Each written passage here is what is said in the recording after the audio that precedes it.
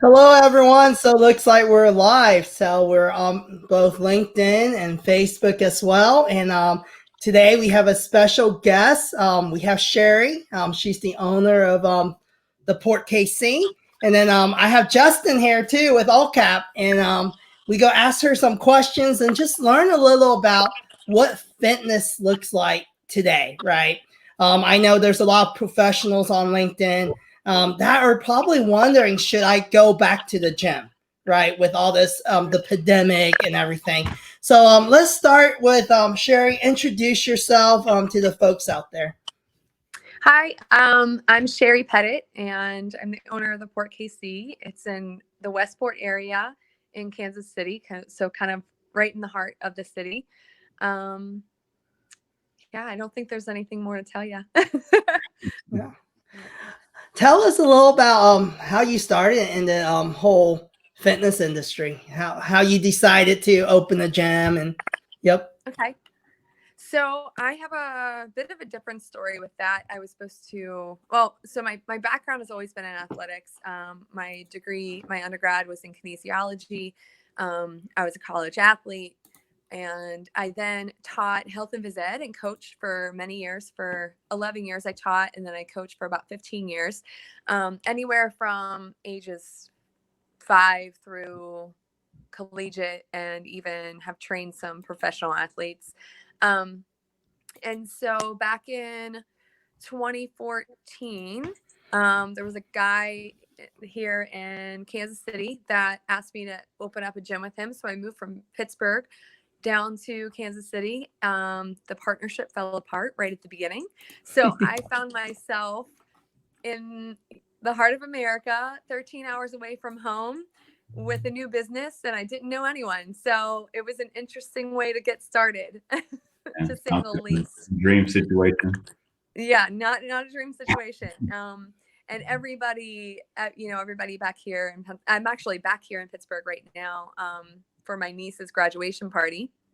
But yeah, everyone back home, they kept saying, like, you just come home, don't worry about it, like, forget about it and just come back. And I decided to stay and try to make things work. And we've been open for 5.5 years. So that was almost exactly 6 years ago that all happened. So what are some of so with the COVID-19 situation, what are some of the challenges? Like what did you have to do from even a cash flow standpoint, right? Like in order to position yourself so that you guys can sustain your gym. Yeah. I mean, it was really interesting because, no one has had this kind of situation happen before, so Yeah. it was something brand new. And we didn't know really how do we sustain the gym and be fair to the members, but also have, make sure they have a place to come back to. And so we pretty much did it on a singular basis. Like if people needed to pause their memberships because they were unemployed, then we worked with them, or if they, needed to cancel, or if they, needed whatever we needed to do. Some people were saying, just take the membership. I still have my job. I want to have some place to come back to. And so we just worked with everyone individually. And even some people that, with our cancellation process, we have a 30-day cancellation. So if people are saying that, I just want to use that time chunk at the end, just tag it on at the end, then we'll do that as well. So it's interesting because it hit everybody a little differently. But we also were like, okay, how do we balance this? How, because we didn't know how long we'd be closed down. At first we thought 2 weeks, so it wouldn't be a big deal. And then, as you guys know, lasting, a lot different situation than we originally thought. So our members are pretty awesome, and everybody has been really understanding. And we've just been trying to do, just do that in return and understand everyone else's situation as well. So. Yeah. And for me, I actually just joined the gym over there at the Port KC. And what I can say is that I did really appreciate the fact that there was an option for month to month. Yeah. especially how uncertain everything has been in the community and with what's going on with COVID-19, not knowing 3 months from now I'll be able to go outside, if we won't be in another lockdown, like really in the air. Is that something that you all put in place since COVID-19, or has that always been the model that you've been working under with members? So that's always been the model for me, which is, it's funny that it just ends up working out so well for times like these, not even knowing. But I have always been, so whenever I, graduated, started the workforce and everything, I found myself not really wanting to go to the gym. And it's because I was going to these big box gyms, back in Pittsburgh, it was an LA Fitness for me. And I just did not have the motivation to go there. But, I'm thinking, I'm like, I love to work out, and I was an athlete. Like, why am I not liking going there? And it was because of just the atmosphere, at big places like that, a lot of times you're just a number. But they'd always make you sign these long contracts, and I would get locked in, and I'm like, oh, then you have the like you're feeling pulled because I'm paying for this membership. I can't get out of it. It takes so much money to cancel, and I'm just not about that whole big contract, lock you in, have you on lockdown. And so I looked at it as a way to earn people's business and to keep their business, So most people that cancel usually just cancel at our gym because they have to leave, or because maybe something happened with their job, or, they're going back to school. But we try to have, just create such a community atmosphere there, and really get to know our members. And I want it to be like a, you kind of like a Cheers where everybody knows your name, I want it to be that kind of atmosphere that that you're going to go and see some friendly faces, and people are going to recognize you, and you're going to recognize them, and, talk about your day or whatever, whatever comes about, talk about sports, or, and not just be another number. So that was my model from the beginning. Wow. It's great to see how perfect just worked out, because for me, it's definitely been one of those things that's made me feel more comfortable to go back. The amount of people in the gym, the way that the gym is set up, but for sure the membership, and not getting locked into a longer kind of tie you down type of contract like you mentioned. Right. And I knew, Justin, you had a few questions for her too. So I'll let you ask those as well. Yeah, outside of just kind of how you've structured the membership model, I was just wondering, in this time where hand sanitation and just keeping a very clean work environment is really important, how have you all had to make any changes in the gym industry, but more so at your gym in particular? So when we first started opening, we had to make sure the numbers were kept really low, because they, the mayor implemented that 10-10-10 rule. And so we made sure there was no more than 10 members in there at a time. And that actually allowed for a couple staff members, just in case, like me or one of the other trainers were in there, because it is a big enough space that it was like less than 10%, of our capacity and everything. Well, we never really had a problem with that. People was spaced out pretty well, but we had people sign up for time blocks, to schedule out time blocks, which that worked out. And then we were able to move into, I believe, the 50%, which for us, it didn't really change too much. The numbers increased a little bit, but because we're 24 hours, and I think because a lot of people are working from home, and,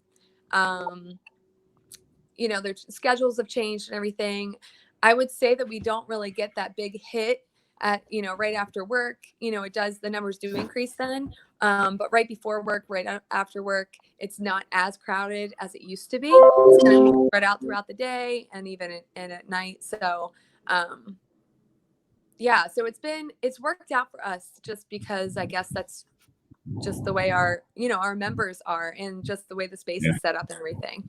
But I will say, it is really, really nice to see, because we've always had like spray bottles and towels and everything up before, but everybody is so adamant about it now. And I'm really liking that. I'm like, you guys should have been doing this before, but That's true. if that's a positive that comes out of it, I'm cool with it. Yeah.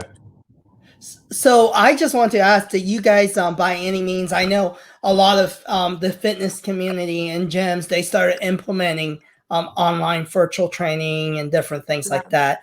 Is that something you guys started as well for members that might not be comfortable in going to the gym?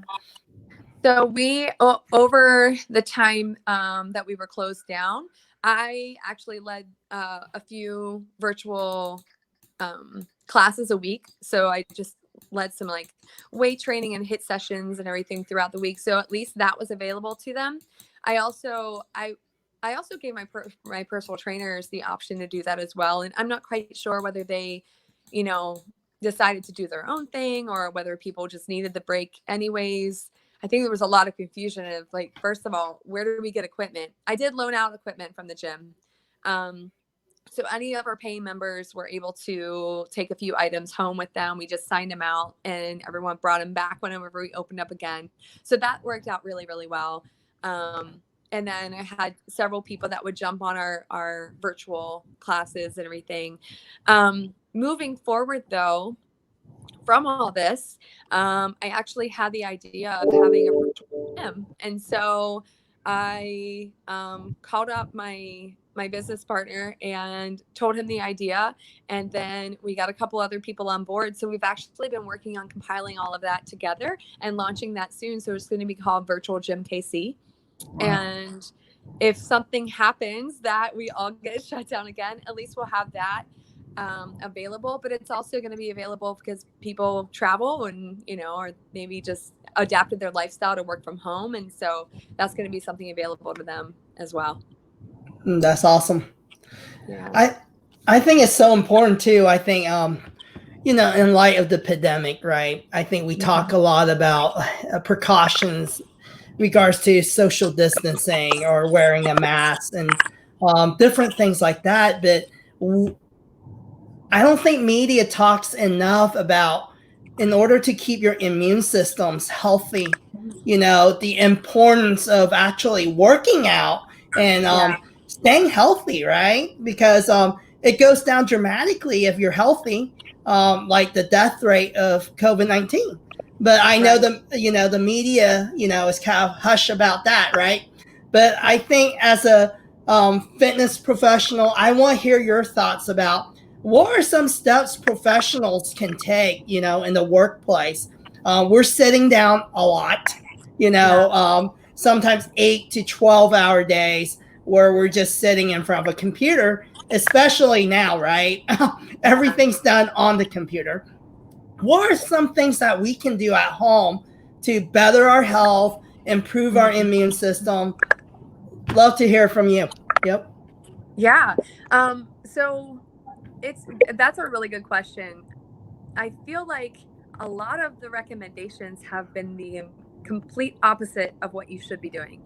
Whenever someone's saying like stay home, you need to be outside in the fresh air and getting some vitamin D, and that'll help, you know. And so for those people who do need to stay home for work and they're working from home, go out on the porch or your deck or something and maybe work for a little while out there. Get some fresh air, making sure you're getting some vitamin D. Make sure that you're drinking plenty of water throughout the day. I know it's so easy to reach for snacks, you know, so just making sure you have like healthy snacks at home instead of like, you know, the junk food. It's crazy because so many people then have stayed home. They turn to maybe having some more drinks than they normally would, or they turn to having, you know, ordering food in instead of cooking and everything. And it is really a big adaptation for a lot of people. So even if it's just getting up and stretching, and since you're sitting so much and sitting at the computer, take a walk, you know, stretch your legs, even if it's just around the house or just outside of your porch or to your yard or whatever it is, even, you know, around the block, take your dog for a walk, anything like that. But just making sure you're getting a lot of fluids, taking vitamin C and zinc supplements and stuff like that, depending on, you know, even if it's a multivitamin. always helps. But oh, and then the masks. I'm going to try not to be too vocal about my opinion on the mask, because they actually can harm your health a lot more than help you. But if you are by yourself in your car, take a break from the mask. You know, if you're outside in the fresh air and there's no one around, please take a break from the mask. If you're at home by yourself, you don't have to wear a mask. You know, like I understand taking that precaution, because a lot of times, sometimes just people feel better. I was on a plane today, and you know, they're making everyone wear masks and everything. And even though from everything that I've studied, it's actually the complete opposite that you should be doing for your health, is wearing these masks. They actually create more of an acidic level in your body. And it increases your risk for getting sick. But if you're told to do so and you feel comfortable doing so, then wear it around people, but don't wear a mask all the time. It's not healthy. So, and I definitely think, you know, there's that balance, right? You got to just be right. precautious, but it is the funniest thing. The other day I was just driving, right? And I told my wife, well, why is that person wearing a mask? Because they're by themselves in the car. So like, Right. there's no one. So at first I told my wife, oh, maybe they're just taking a short distance route, and they're getting off the highway and they just left it on. And then all of a sudden we're like driving 30 minutes and they're like right next to us. And I go, nope, he's wearing his mask the whole time. So, yeah, I think people are afraid, and I totally understand that you want to take extra precautions, but we also have to be really logical about it too, and make sure that we don't just do everything that we're told, you know, and just think about it. So when you're by yourself in your car, take it off, take a break from it, get some fresh air. You need that oxygen. What people don't realize is that your oxygen levels can drop pretty quickly. And that's something that you just really have to be mindful of. So people who have to wear them for work, or they're, you know, having to wear them for extended times, maybe duck off to the restroom, take a few breaths, get your oxygen level back up and go back to it. It can be really dangerous if you're not paying attention to it. So yeah, just, I don't know, just really using logical common sense. Yeah. So where do you see kind of the future of the entire fitness industry? Because I've noticed, you know, 24-hour, there's fitness, and some of the bigger box stores are kind of struggling financially, and some of them are going bankrupt and different things like that. Where do you see the future of fitness as a fitness owner? Yep. So I really do think that virtual is picking up a lot. I think that is going to take a big chunk of the fitness industry, just because of like what we're dealing with now, and people will kind of adapt to that. So the Peloton has been huge, and things like that have been really big. I know a lot of my friends have bought one, and you know, you still have that virtual, you know, like kind of like that team feeling with the Peloton, just because you have people on the screen that you're competing with, and you have someone that's, you know, through the video that's actually coaching you and speaking to you and everything. So I think more things like that will be invented and implemented into the fitness industry. However, there's nothing like that energy you get when people are going hard around you. And so those people who are like me, that love that energy, that are team people, that are athletes, that, you know, like the energy, that just, I mean, because sometimes you really just don't want to do your workout, and it's hard to drag your butt to the gym, you know, or even if you're home, it's like, I see the weights over there on the floor, but I'm not going to pick them up. I'm going to stay right here on the couch. So it's really hard to keep that motivation. And so I think that there is going to be, even though there is going to be more virtual, I really do think that there are going to be more like small group places, or even small boutique gyms like mine. I think we'll hopefully do better in this whole atmosphere. But yeah, there's nothing like that human connection, and that interaction. And like I said, that team atmosphere, that's kind of why I built the place that I did and why we have the kind of that culture there. That's awesome. And Justin, so you've been to the gym, so are you getting to know people there? Are you seeing people are getting a little more comfortable now with the whole just being at the gym yourself? I would say that I'm definitely getting more comfortable with the idea of going to the gym. I think that depends on the gym that I'm going to. I'm comfortable with going to the Port KC because of the way that it's kind of been managed and the amount of people that are there during the times that I usually go. Like to your point earlier, so I'll usually go around 6:30, and at that time there might be 2 or 3 other folks in there when me and one of my good friends go. So I haven't really had that feeling of anxiety. And a lot of times, to your point also, everybody is really behind the idea of cleaning after themselves, using hand sanitizer in between workouts. So you don't really there hasn't been that feel of being like too close to people. People also are pretty conscious to keep their distance as well when I've been in there. So definitely getting more comfortable with the idea of it. That's awesome.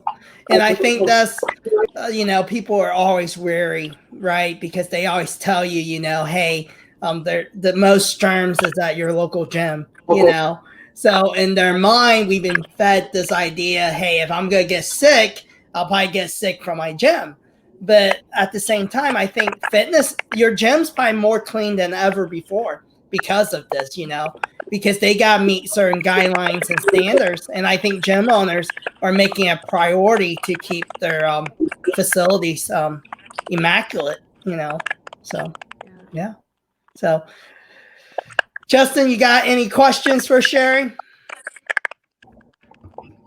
I think the last question I had really was around you've mentioned virtual training a little bit. I was just wondering, does that entail with when I think about virtual training, I'm thinking of training videos, but then I'm also thinking about a personal trainer. Is that along the am I on the same up a little bit? There? Can you repeat that? I'm sorry. You were breaking up. Oh, I was saying. Can you all hear me? Yep. Yeah. So I was saying when we talk about virtual training, is that going to be, are you thinking that would include some like a personal assistant that you can tap into to follow on classes throughout the week? Or is that more so like some training videos, or what are you thinking there? So right now we are working on training videos that you can do anywhere. So we'll have some that you can do at home, some at the gym, with some equipment, no equipment, full equipment, just kind of like the full spectrum, and all different, I would say, genres of training too. So some people like to do more bodybuilding styles. Some people would like to do more sports performance, functional training. And so we're trying to do like a wide variety of that as well. Some yoga, some sculpt, some HIIT classes, and then just feeling it out. Like we are just launching it. And so we're going to have some on there that are ones you can do anytime, that you can do them on your own. We're also going to have some live classes or live trainings as well. And then we are figuring out a way to, we still want to build that community as well. And so we're trying to figure out what way would be best to have our community interact. So we're building that piece as well. And I think it goes back down before we end this show today. I think it's so important as small business owners for us to think outside the box, really, right? And really we have to pivot in times like these. We have to think about cash flow. Like, how can we create more, right? By changing the way we do things, right? And the way we connect to our customers, And it isn't just the fitness industry, it's all industries. We have to find new ways to connect And also, we got to be mindful of how comfortable people are, right? I'm always weary too, even myself, right? As a business owner, so I know, like, hey, city has opened back up, and I'm in these meetings, and then some people are just like wanting to hug you. They're wanting to like the handshake, and I'm like backing up. And it's like you have to be mindful of the pandemic is here, and it makes it really awkward sometimes because, like, I had a meeting the other day, and like the guy wants to hug me, and it's like I don't want to hug you, you know. Yeah. So I think we have to be mindful, and we have to meet them where they're at. And no one's trying to be disrespectful if they tell you, hey, I don't want a handshake, or hey, let's not hug today, let's do an elbow. It's okay, you know. So I think that's so important. And same thing, you know, some people are comfortable with going to the gym and others aren't. But at the same time, business owners like Sherry, they're thinking outside the box so that they can fit your needs to make you comfortable. And she's designing these virtual classes for you. So I think it's so important as business owners to just be mindful of what everyone's going through. These are tough times for everyone. So, yeah. So very true. I think the one thing is definitely to be mindful, and like we said before, just use common sense. What we don't realize is that when we focus on the fear of it, or you know, like the anxiety part, then that actually compromises our immune system as well. And so it's better to just really, you know, kind of maybe take some more time to plan your day, be mindful, like you said, of those around you, and just take those common sense steps instead of focusing on like what could happen, you know. And just, yeah, I mean, it's hard because it is something new, and fear is almost immediate when it comes to like, oh my, you hear the word pandemic, you start freaking out. Yeah, but it really is like just taking those steps and those measures to make sure that you have the best atmosphere for yourself and your family and those around you, you know, but not to be so freaking out about it that it causes more of an issue, you know. That's so good. Well, we appreciate you, Sherry. Thank you for your time and just taking your time during the day and hopping on the show with Justin and I. And that was just great. And I think it's so important for us to understand, hey, our health is everything, right? And staying healthy isn't just during the pandemic. You should stay healthy anyways, you know? Absolutely. And I think we forget that, you know, you can die anytime, right? From any disease. And it's preventive care that's important. You don't wait till you have cancer to start eating right. You're supposed to eat right before to prevent getting cancer. So, So, well, appreciate your time. Thank you, folks. Thank you. Have a good one. Later. You too. Bye. Bye.